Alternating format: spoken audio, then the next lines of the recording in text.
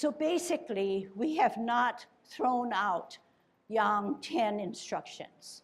They are the basis in which we can build level 2 Yang 24. So I'm going to try to bridge that gap, show you that whatever you learned in feet alignment especially applies directly to Yang 24. So if you know where I am coming from, perhaps that will help you to understand how the lessons are presented and how we will grow by learning on a platform that we have already established, okay? So with the transition from the 10 to the 24 in feet alignment, there's a modification, but basically the footwork and the shifting of weight remain the same throughout Yang style Tai Chi. So let's warm up how we are accustomed to doing with the 10 form, and we'll take off on it, okay? So the best way to learn in a brand new class is to kind of put aside all your previous knowledge and instructions. Sorta, just put it aside in that your mind is now open to brand new things, okay? And then once you hear something brand new, then you can pick up those pieces and try to extend upon what your previous experiences are, okay? All right. So when our warm-ups, we're gonna take a T stance, we're gonna take an L stance, and we're gonna take a bow stance. We learned that in Tai Chi, there's a weighted foot, usually all the time, the back foot. So when we say it's weighted, it's grounded, it's rooted, it bears 99%, if not 100% of our weight. This is a T.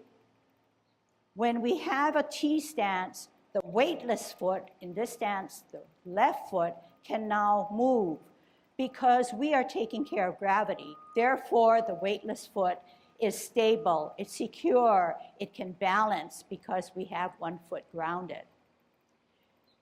When we take an L stance, we were taught to come out and to the side. Out and to the side means that the heel comes down, but the weight is still on that back foot. We know that it's correct when there is a gap as you drag your front foot back. There is a gap because when you turn your hips and waist, there's enough room. If you don't have that gap, you can't turn without injuring your knee joint, okay? Now, going on, after the L stance, we go into a bow stance. Bow, arrow, we're straight up. One of the first principle of Yang Chen Fu's 10 essentials is that the head must be erect. It's held up by that silk silver thread, and the rest of the body is dangled. But it goes through the middle of our skull all the way through the different dantian areas of our body, okay? And you say, well, I already know this, but do you know it to the point where you're applying what you hear? That's important, that's the question. So with the head straight up, we are relaxing the neck and the head in a natural way. As a result of that, our curvature of our back is almost like it's a little hunched, so that the chest is a little concave, it's not protruded out. With the result of the chest dipped in, your butt now is not straight up, but slightly tucked under. When you get those 3 or 4 elements, you realize then that your knees are not locked in, stiffed, but relaxed. But not to the point where it's bent like this, because no energy has been started. But all you want to do is keep your knees relaxed. This then allows our waist to move. The movements in Tai Chi are directed by the flexibility, the natural movements of the waist. When we talk about the waist, it includes the hips, okay? So this movement is very, very important. But you can only establish that with the firmness of your feet, The feet are the elements that ground you, so that would allow you to move, make your movements really Tai Chi, appearing and feeling. Okay, so those are some of the things that you should remember, and we can always remind ourselves. So applying what we just learned, put your hands at your waist in a good Tai Chi position with a concave back, head rather straight up, okay, rather straight up. You're on a T stance, you know which is your weighted foot, you know which is grounded, which is your right, you know the weightless foot, or the insubstantial foot being the left. This is the T stance. Here we go, out and to the side, L stance. Move that energy from the back foot through your ankle, leg, knees, thighs, hips, waist, shoulders, bow stance. In this bow stance, remember your head is straight up. Sit back, sit down on that imaginary stool, twist step, root down on the left now, T stance, out and to the side, L stance. Move that energy in a really systematic way, bow stance. Knee not beyond your toe, head straight up, don't favor the front position. Sit back and lower, pivot, root down, T stance, L stance, bow stance. Sit back, sit down. Pivot, root down, T stance, L stance. Turn the hips and waist, move that energy, bow stance.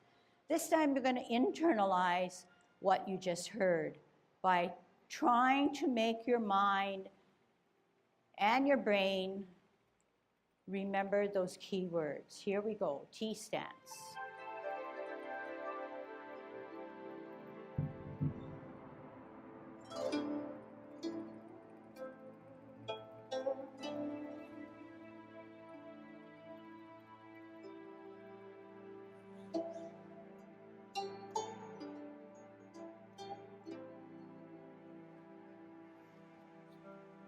One more time. Make your brain work a little harder.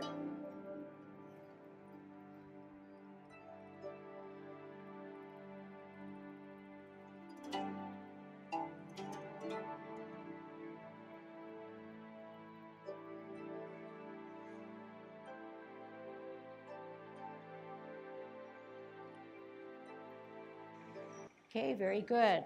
So the last two patterns or movements that we did surely shows that the brain, the mind powers our movements. That's a very important facet in learning Tai Chi. We don't use force, but we use our mind to move our movements. And when you think about that and think about it a little harder, it might be a little something difficult, but yet very beneficial if we can get to that point fully. Okay, so any questions now about what we just did? So we laid the platform for Yang 10 form. We're going to now apply it to the footwork in Yang 24, Yang 16, and probably all Yang style Tai Chi. Okay, so we recall we have a T step, an L stance, a bow stance, a sit back, sit down, and we have a pivot. We're going to see how that applies in the Yang 24. In Yang 24, as you recall, we do it on a linear movement rather than the 3-4 blocks that we learned Yang 10. What is this? T stance, L stance, bow stance. Okay, people watching? This is our sit back, sit down. This is our pivot. This is our shift of weight. Here's our L. Here's our bow. Here's our sit back, sit down. Here's our pivot out. Here's our T stance.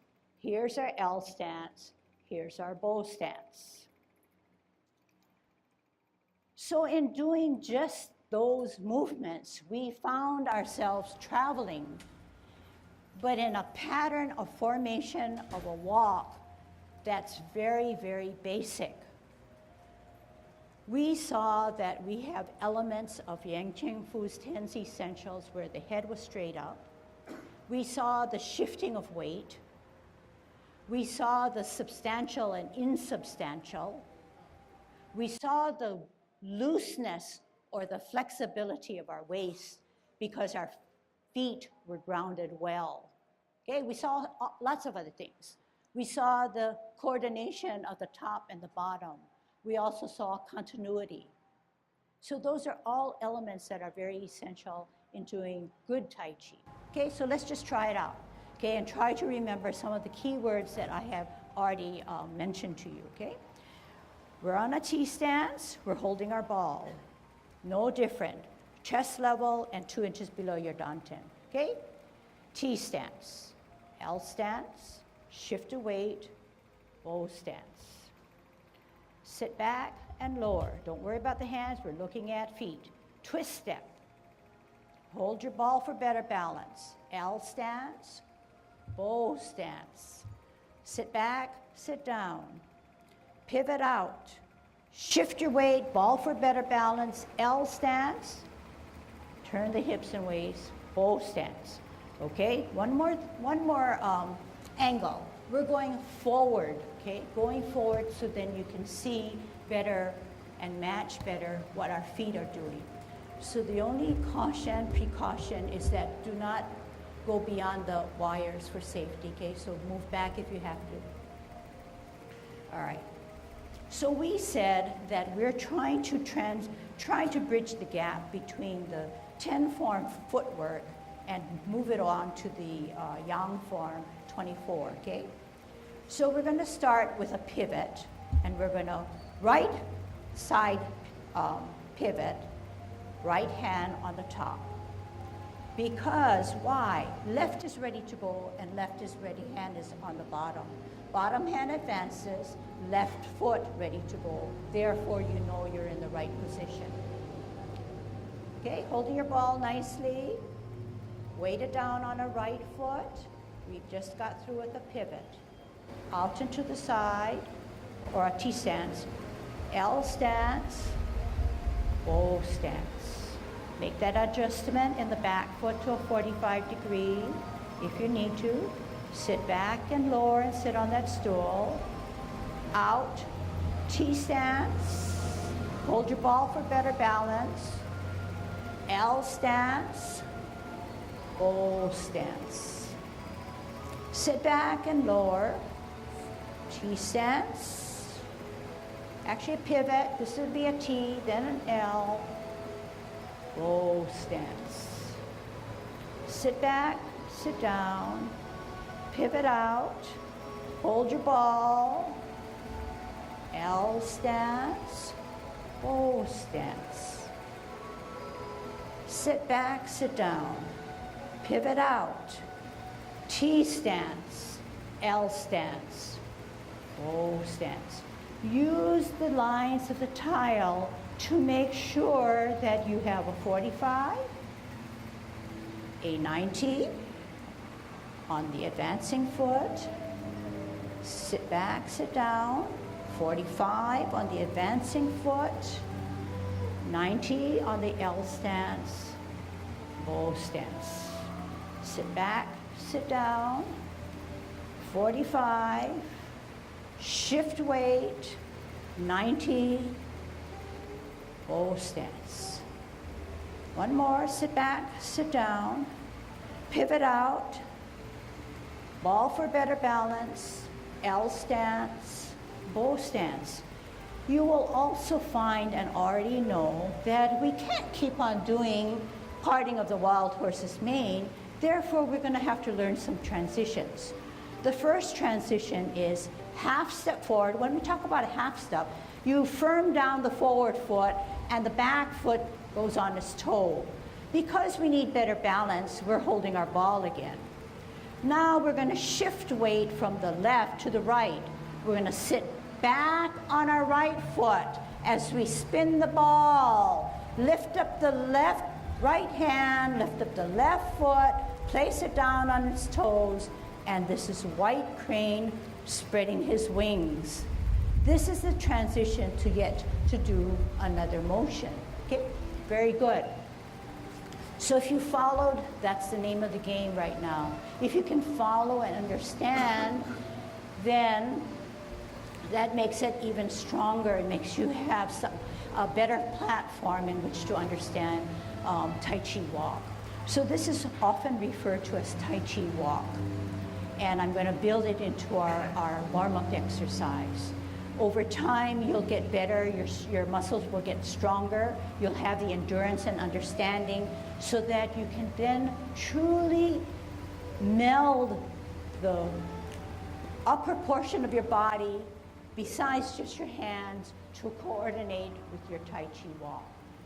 But can you extrapolate to think through that if you do not understand and do not know how to clearly do Tai Chi Walk, and you put your hands together because you favor hands and you think that's the most important part of Tai Chi, there's going to be a disconnect in your performing of Tai Chi and your understanding.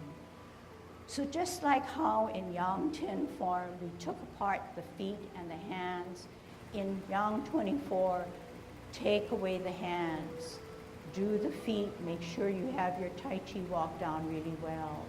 Make sure it's on autopilot, semi-auto, and then put hands together. The hands can enhance the feet, but the feet are the most important, okay?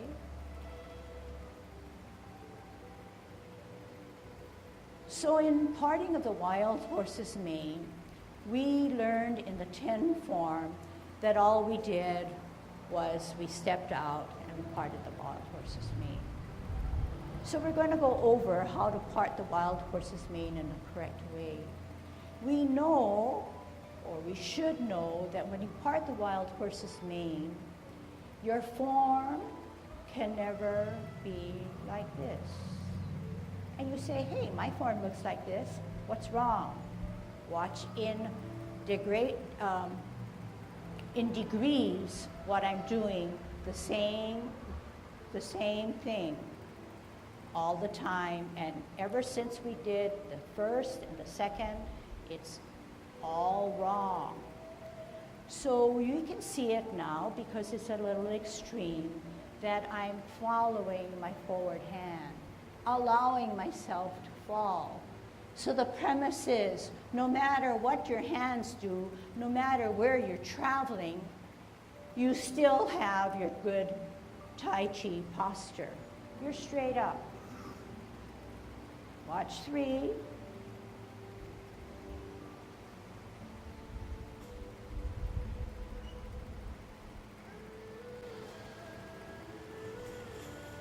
So it's all about centering. It's about core use. It's about energy. 3 times helps me to now get into a position where I can transition. The weight shifts from one foot to the other.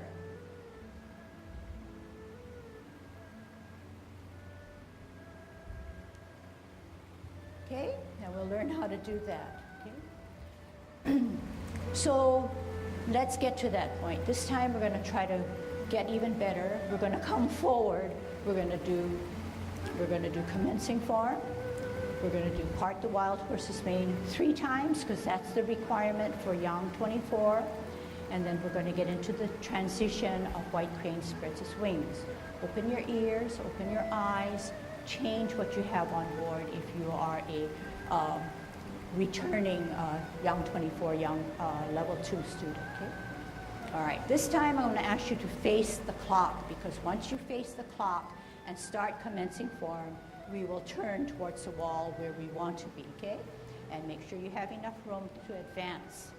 All right, good Tai Chi posture, dropping those shoulders, tucking your butt, concaving your chest, looseness and flexibility in your waist, chin slightly down, tongue on your palate. commencing form. Shift weight to the right to allow the heel of the left to come up. On your sole, on your toe, off the ground, open, toe, sole, arch, heel. Hands rotate. Take a deep breath in as you elevate without lifting up your shoulders. Walk to the shoulder level. Drop your elbows, drop your shoulders, flex your knees. Round out that ball, no lifting of the shoulders. T stance, holding your ball. Weight down, because that's where your energy is. T stance. Ready, out on an L. Move that ball, move the energy, part the wild horse's mane, get a good stretch. Do you have a flying diagonal? Can your tips of your front fingers make a diagonal to the back right fingers?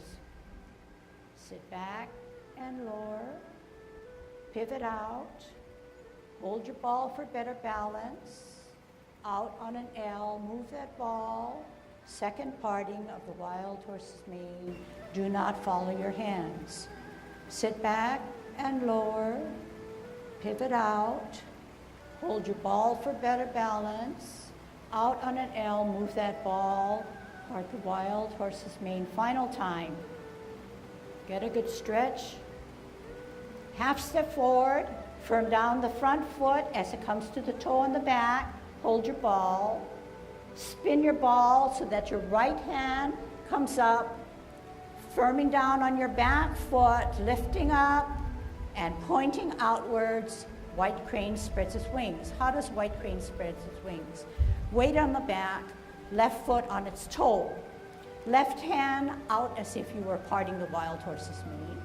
Right hand up higher, beyond your forehead, with a baby finger slicing through the edge of your shoulder if you were to draw an imaginary line. Weight on the back, dropping those elbows of the right hand, okay? Drop your front foot, then you're going to be ready to bisect your body, okay? And that's for later on. And then we go into brush knee. All right. Let's turn around and I'll watch you doing parting of the wild horse's mane. So fully turn to the street. Okay. On a T stance. On a T stance. So facing the field. Facing the field, because we're going to go advance towards the, Left hand on the bottom, right hand on the top, facing the field. Root down on the back. T stance. Here we go. Okay. This is my T, this is my L. This is my T, this is not my L. Okay, what's the difference? This is my T, this is my good L. I drag it back, I have the gap.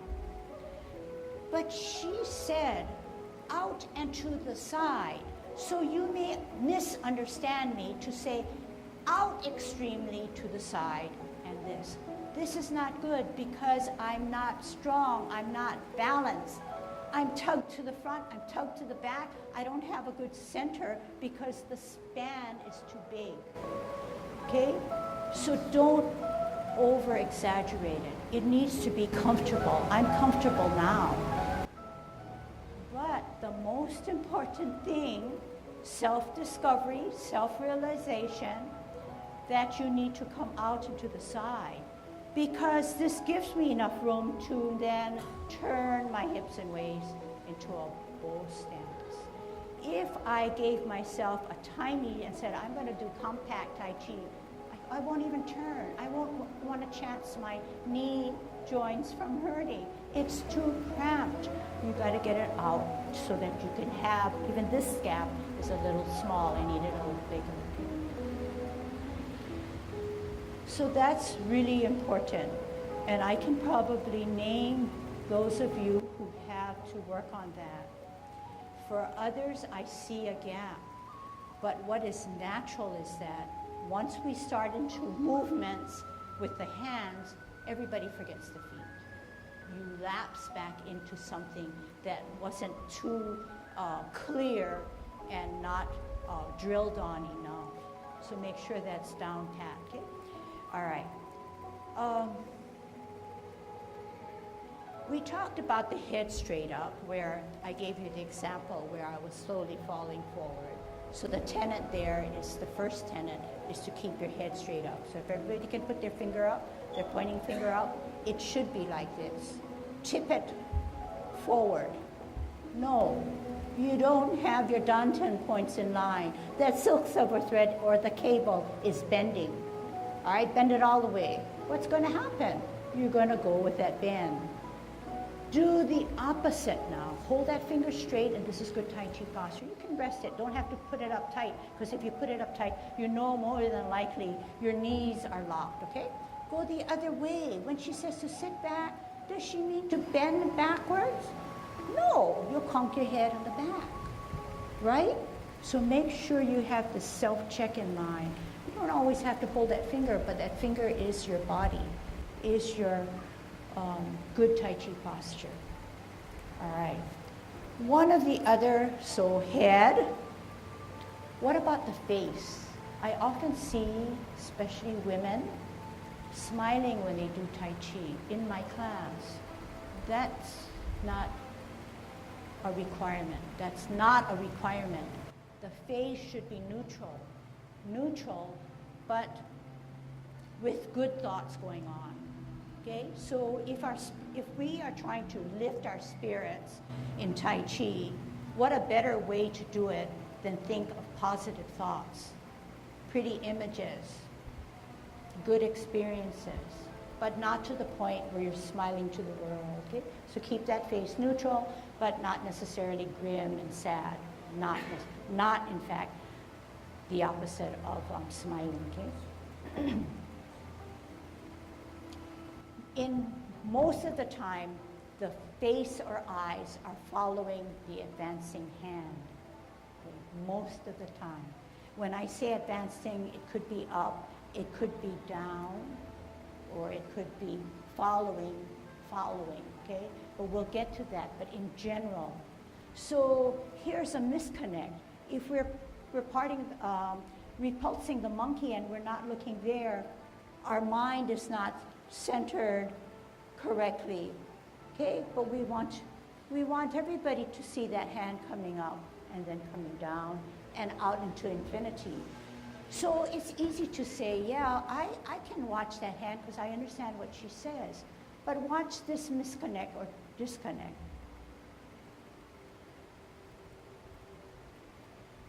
The movement to me was very short. It wasn't beautiful. So compare it to something like this.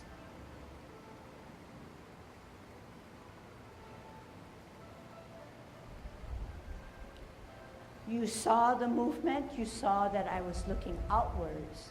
It helps me as a person or a performer or a practitioner realize there's something more than just the surrounding energy around me, but there's lots out there to look at, to see, but not necessarily pinpointing the car or something like that, but just in general, okay? Just in general. All right. Let's look at parting of the wild horse's mane. We said head, we said neck, we said chest, we said emptiness and fullness of our movement. Now, how does the top match the bottom? How does the top match the bottom? It is in coordination. So when we part the wild horse's mane, we are in sync. This is not as an obvious one as brush knee. So I might take apart brush knee to make the point about coordinating top and bottom, okay? And the use of the hips and waist. So in brush knee, we cannot move our hands without moving our hips and waist. This is a strain on my body. This is not Tai Chi. But the tenet says that principle is that the hips and waist are the driver, or the flexibility of the hips and waist make our Tai Chi movements work for us. The hands go for the ride. The hips and waists are the engineers. Set up my hand. Set out my L. I turn my hips and waists. My hands go for the ride. So if I stopped, my hips and waists went from here all the way to here to center myself.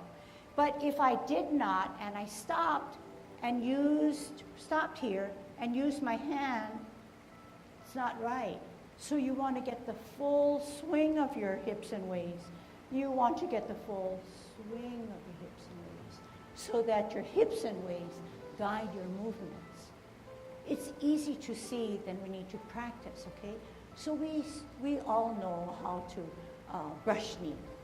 That's a real obvious one for showing how the hips and waists help us with our movements, okay?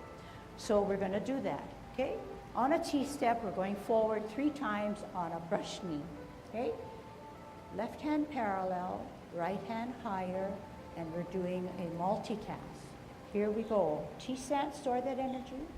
L stance, turn the hips and waists. O stance. Did your hips and waists turn fully? Are you on a good O stance? Sit back and lower, pivot out, parallel higher, L stance. Move the hips and waists, hands go for the ride. O stance. You have a good stretch. Your fingers, left and right finger can draw a diagonal. Sit back, sit down, pivot out, parallel higher, ear, heel, hand, turn the hips and waists, fully to brush your knee. 3 brush knees, half step forward on a transition, sit back, reposition your hands to the toe of the front, put it on his heel, white crane, play your lute, play your peepaw. Okay, and then we set up for repulsing of the monkey. Okay? So, very good. I think that you're gung-ho, you're very good. Reinforce what Lucille had said and put it in a slightly different way. She said, maintain your uprightness, move your waist. And I'm just going to, again, get back to the mechanics. Tai Chi movements, particularly in the beyond the 10 form, is linear movement and rotation movement. In 10 form, you do largely rotation, and you sort of go from one side to the other, but you always are spinning back and forth. So she was telling you about the importance of Tai Chi posture, and she was also telling you movement of the hips. And these go together in terms of allowing you to function most efficiently in the rotatory movement of your Tai Chi. Okay? So remember that, we're coming from here, linear movement, but linear movement upright. So you pay attention to, so you can rotate, okay? But when you combine the two, you are going from here, turning, but you're also advancing at the same time. You take advantage of moving, but you're also spinning. Okay, so that's why, that's what she's talking about in terms of just getting into, breaking it down into, I guess, more abstract things. Another thing that may help you is remembering to maintain your substantial so that it's the good groundwork for moving the insubstantial and then shifting. Again, just in the Tai Chi Walk, if we are here, out, substantial to the right, I get up here, and I should be able to get myself into this position and almost from, you're turning your waist, but you're just staying substantial all the time. And then you come out and you take your time, and you don't commit early until you know where your insubstantial is going to go. Otherwise, what happens is, okay, and what happens is, if you come out and do your bow step, or I mean your L form, you come from this position, you're likely to do this because you've already committed to going forward, and you cannot make that excursion out and to the side. If you get the time of staying home here, you can do this. Otherwise, what happens is you're ready to go because you've already committed. So hold your substantial to direct your insubstantial. So very good. I know that first day of school, whether it be Tai Chi or in the classroom, and I know a lot of teachers in here will agree, it's always kind of full of anticipation, a little nervousness, but more than that, a lot on your mind. Tai Chi is no different.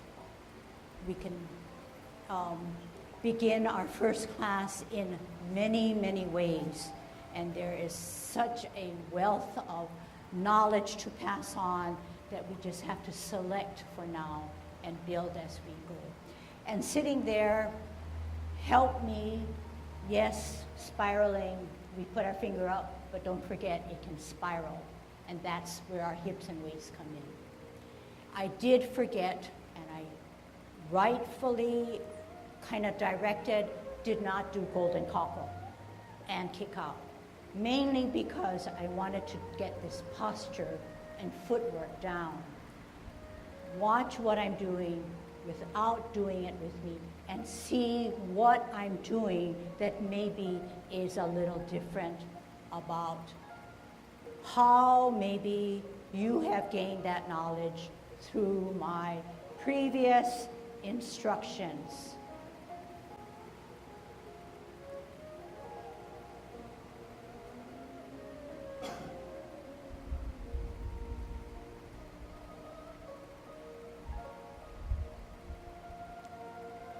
So, I'm not going to get the feedback that I need, but I think maybe some of you are saying, it's not what I'm doing. I'm just standing here and going up. And I'm just standing here and just going up. But now you saw that I'm probably paying more attention to a little bit more spiraling and favoring of one side, alternating, rather than staying straight here. Here we are, right? And when we go here we are, we don't have that softness. All we are is that soldier coming up like it's marching, right? So we want to soften that up.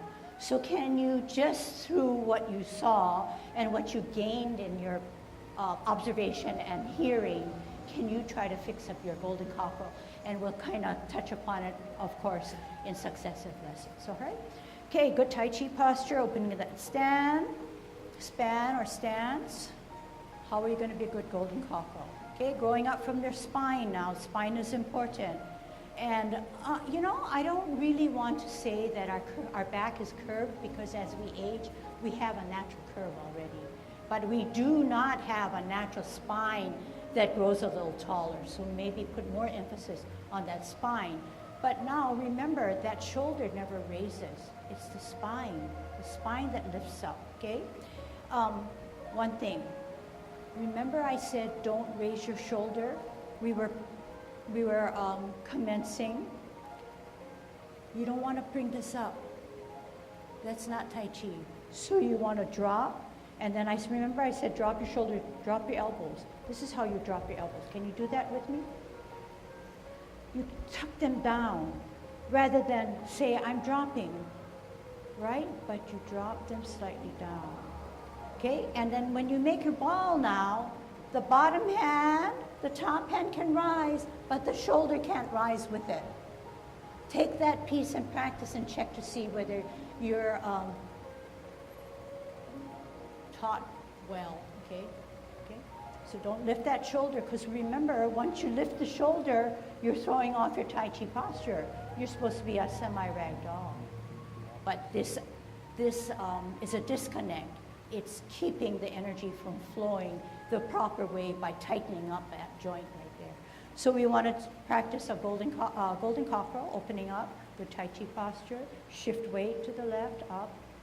Spin on that axle, up, down, spin, up, down. Then when you get that part going, do your spirals for the hand that sits on the side.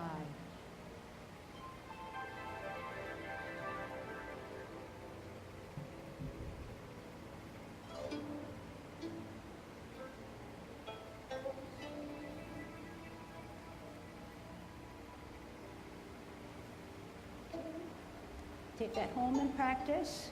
Let's do our kickouts, okay? So you're going to gather energy. You're going to gather the energy in a spiral.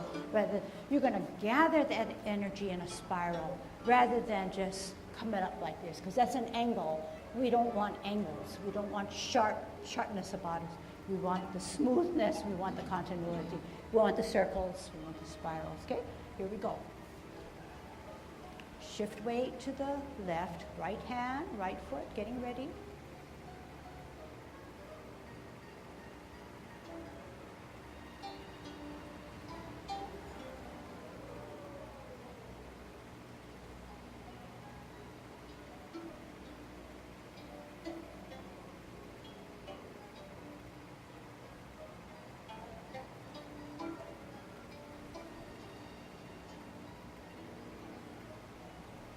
Don't forget to follow your kick with your hand and with your eyes. Coordinate your movement.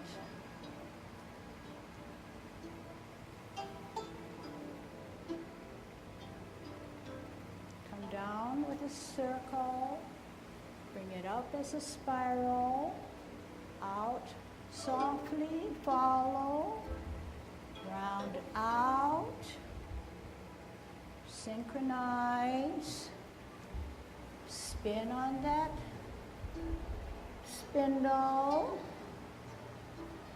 make the power of your mind work and take care of gravity. Gravity is your friend. Gravity keeps you safe. Holding our ball, let's wind it up. Out to the side, part the wild versus main. Get a good stretch. Sit back and lower. Twist step, T stance, L stance, O stance. Sit back, twist step, parallel height. Use your hips and waist to brush your knee. Sit back, twist step, T stance, L stance, O stance. Sit back, twist step, hold your ball. Okay, one real fast one. Here we go. Twist out, left hand on the bottom, part the wild versus main. Sit back, twist step. Ball for better balance, move that ball, L stance.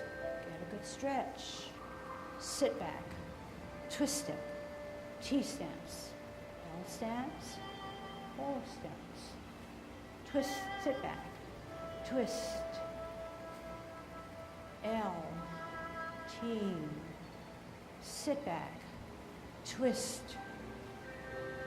T, L, half step forward, sit back, spin, lift up the hand, lift up the foot, turn it down, white crane, spreads its wings, weight on the back, sink down.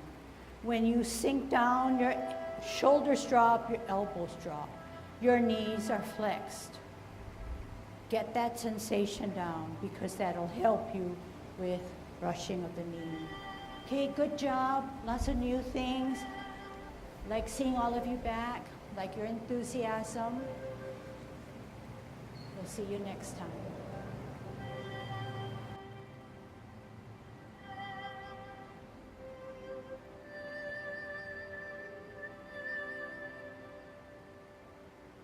Good job.